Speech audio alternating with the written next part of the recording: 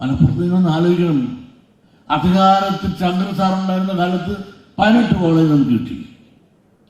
അതേ മുസ്ലിം ലീഗുകാർ അധികാരത്തിൽ വന്നു, നമ്മളും അതിന് കൂട്ടുവന്നു.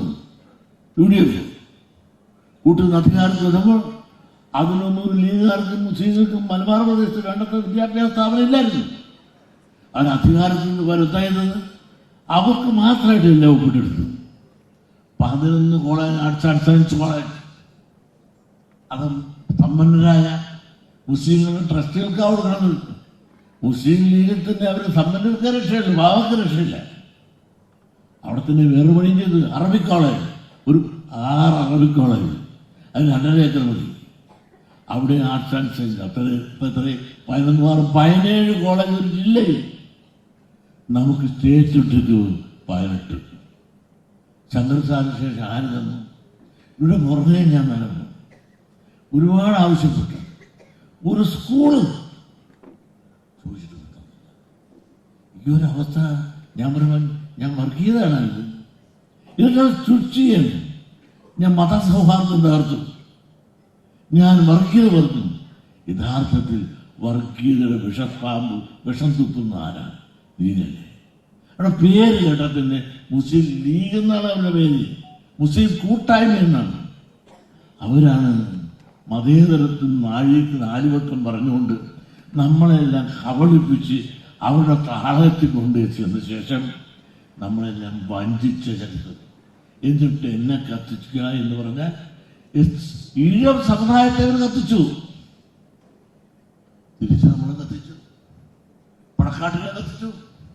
കത്തിക്കാൻ വീരന്മാർ നമ്മുടെ കത്തിക്കാൻ കൂടിയപ്പോൾ പിന്നെ നിർത്തി. ഇല്ലേ രാഷ്ട്രീയം നമ്മൾ എന്ത് ചെയ്തു? സാമൂഹ്യനീതി നമുക്ക് തരണം, അധികാരത്തിലുള്ള പങ്കാളിത്തം, വിദ്യാഭ്യാസം നീതി തരണം എന്ന് പറഞ്ഞപ്പോൾ മലപ്പുറം ആരുടെയും സ്വകാര്യ സ്വത്തൊന്നുമല്ല. നിങ്ങളൊന്ന് മനസ്സിലാക്കും. അവിടെ പെരിന്തൽമണ്ണ ഈഴവൻ നിന്ന് ജയിച്ചിട്ട് ഇടതുപക്ഷത്തിന്റെ ഈഴവൻ നിന്ന് ജയിച്ചിട്ടുള്ള സ്ഥലമാണ്, ഭൂരിപക്ഷമുള്ള സ്ഥലമാണ്. 4 നിയോജകമണ്ഡലം ഹൈന്ദവർക്ക് ഭൂരിപക്ഷമുള്ള സ്ഥലമാണ്. ബാക്കിയുള്ളതൊക്കെ അവർക്കുള്ളത് കൊണ്ട് ഈ മലപ്പുറം എന്ന് പറഞ്ഞ മുസ്ലിങ്ങളുടെ ആധിപത്യമുള്ളതാണ് എന്ന് പറയാമോ? മുസ്ലിങ്ങൾ കഴിക്കട്ടെ, അവർ ജീവിക്കട്ടെ, നന്നാകട്ടെ, ഒരു പ്രശ്നമില്ല. പക്ഷെ അതോടൊപ്പം തന്നെ ബാക്കിയുള്ള വിഭാഗങ്ങൾക്കും അധികാരത്തിലുള്ള പങ്കാളിത്തം കൊടുക്കണ്ടേ? സാമൂഹ്യനീതി എന്ന് പറഞ്ഞാൽ പോരല്ലോ, അത് നടപ്പിലാക്കണ്ടേ? വിദ്യാഭ്യാസ നീതി തരണ്ടേ? നമുക്ക് നമ്മുടെ കുട്ടികൾക്ക് പഠിക്കണ്ടേ? മലപ്പുറത്ത് എവിടെ പോയി പഠിക്കും? അനാഥപ്പുറമൊക്കെ നടക്കുക. ആ ദുഃഖം, എൻ്റെ സമുദായത്തിൻ്റെ ദുഃഖം ഞാൻ ഈ കസേര കിട്ടുമ്പോൾ ഞാൻ ആരോട് പറയും? മാറ്റി കിട്ടി അവിടെ തന്നെ വെച്ച് പറയുമ്പോൾ അതെൻ്റെ ദുഃഖമാണ്, എൻ്റെ സമുദായത്തിൻ്റെ ദുഃഖമാണ്. അത് കേൾക്കാനുള്ള തന്മനസ് കാണിച്ച് അതിന് പരിഹാരം കാണേണ്ടതിന് പകരം എൻ്റെ സമുദായത്തിൻ്റെതായ എന്നെ കത്തിക്കൊണ്ട് പ്രശ്നം തീരുമോ? ഇതാണോ മര്യാദ? ഇതാണോ സംസ്കാരം? ഇതാണോ മതേതരത്വം? മതേതരം എന്താ? ഒരു പൊതിഞ്ഞ് ഒരു വർണ്ണക്കടലാസിൽ ഒതുങ്ങിട്ട് മതാധിപത്യം സ്ഥാപിക്കാൻ നടക്കുന്ന ലീഗുകാരെ എന്ന് നീവ് അവിടെ ജാതി വരുന്നെങ്കിൽ ഒറ്റ കാര്യം ചെയ്യാൻ മതി. ഈ മതേതരത്വം പറയുന്ന ലീഗിന് അവിടെ MLA-മാരാരെങ്കിലും മുസ്ലിം അല്ലാത്ത ആരെങ്കിലും, അവിടെ ഭരണ കമ്മിറ്റിയിൽ ആരെങ്കിലും ഉണ്ടോ? വേറെ അവർ മന്ത്രിയായിരുന്നപ്പോൾ അവരുടെ പേഴ്സണൽ സ്റ്റാഫിൽ ഏതെങ്കിലും ഒരു മുസ്ലിം അല്ലാത്ത വല്ലവരും ഉണ്ടായിരുന്നോ? അപ്പൊ വെറുതെ മതേതരത്വം എന്ന് പറയുന്ന നാഴികെട്ട് 4 വട്ടം അടിക്കും. പക്ഷെ അവരെയൊക്കെ പ്രോത്സാഹിപ്പിക്കാനാണ് ഒരു താല്പര്യം. കാരണം അങ്ങനെ കാശുണ്ട്. മണിപ്പൂറും മാൻപൂറും മസിപ്പൂറും അവർക്കുണ്ട്. നമുക്ക് മണിയില്ല, മാനുമില്ല, മസിലുമില്ല. ഇത് കിടക്കണം, താന്ന് കുത്തി കിടക്കല്ലേ. അപ്പൊ നമുക്ക് ടെലിനെ കുത്താം, പ്രതികരിക്കാൻ ശരിയില്ല. അതുകൊണ്ട് നമുക്ക് എന്തും ചെയ്യാം. ഇവരൊന്നും ഈ ജനങ്ങളെ ഒന്ന് കാണിക്കും. നാളെ ഈ ചാനലൊന്നും കാണില്ല, ഇതൊന്നും ഈ ജനത്തെ കാണിക്കില്ല.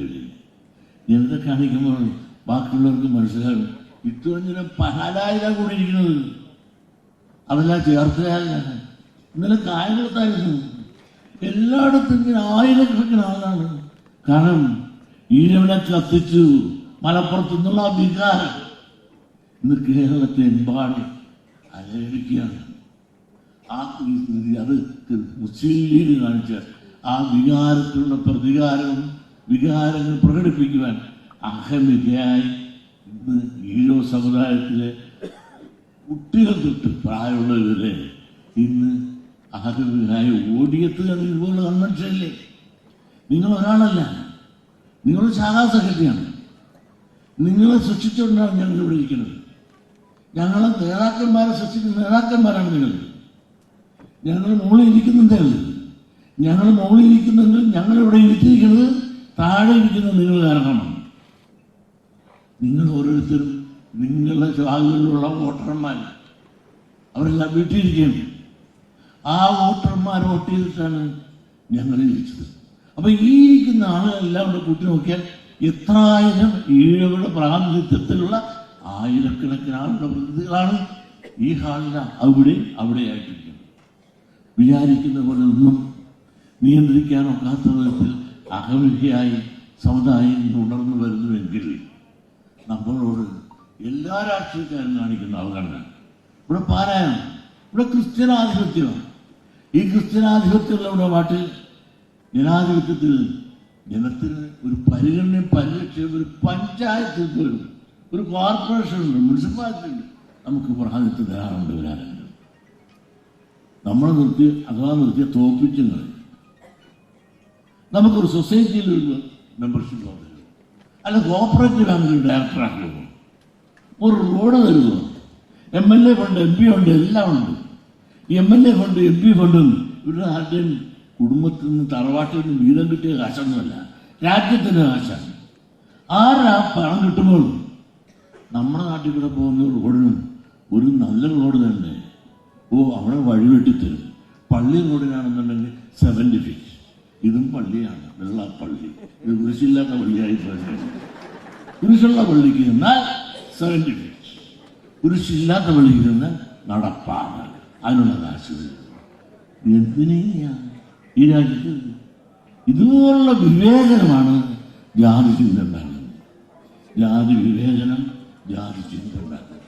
ജാതി വിവേചനം ഇല്ലാതാകണമെങ്കിൽ ഈ രാജ്യത്ത് തുല്യനീതി കൊടുക്കണം. എന്തുകൊണ്ട് പാലായിൽ നമുക്ക് സ്കൂളോ കോളേജുകളെല്ലാം ഉണ്ടാകും? ഒരു ചുക്കുമില്ല. എന്തുകൊണ്ടില്ലാതെ പോയി? നമ്മുടെ പിള്ളേർക്ക് പഠിക്കണ്ടേ, പഠിപ്പിക്കണ്ടേ? എന്തുകൊണ്ട് സാധിക്കുന്നില്ല? നിങ്ങളൊന്ന് ആലോചിച്ച് നോക്കൂ. വിദ്യാഭ്യാസത്തെ പറ്റി പറയുമ്പോൾ പലരും എന്തായാലും പറഞ്ഞു, വിദ്യാഭ്യാസം എന്ന് പറയുമ്പോൾ അതിലൂടെ മാത്രമേ ഇതിനോട് പ്രബുദ്ധരാകാൻ ഗുരു പറഞ്ഞു. ഇവിടെ പ്രബുദ്ധത നേടണമെന്ന് വിദ്യാഭ്യാസ സ്ഥാപനങ്ങളല്ലേ. ഈ പലരും വന്നും ഇടതും പലരും വന്നല്ലോ. ഇവിടെ ജോസഫ് മരിച്ചല്ലോ. നമുക്കെന്ത് തന്ന്? ഗോവിന്ദ. ഇത് തന്നെ നമുക്ക് കാണും. അവർ വിളിക്കുമ്പോൾ പ്രകടനത്തിൽ പോകാൻ വന്നത്, വോട്ട് കുത്തുന്ന എന്താണ് വന്നത്, ഭരിക്കണ കാര്യം വരുമ്പോൾ പുറംപോക്ക്. ഇതല്ലേ നടക്കുന്നത്. പാലായി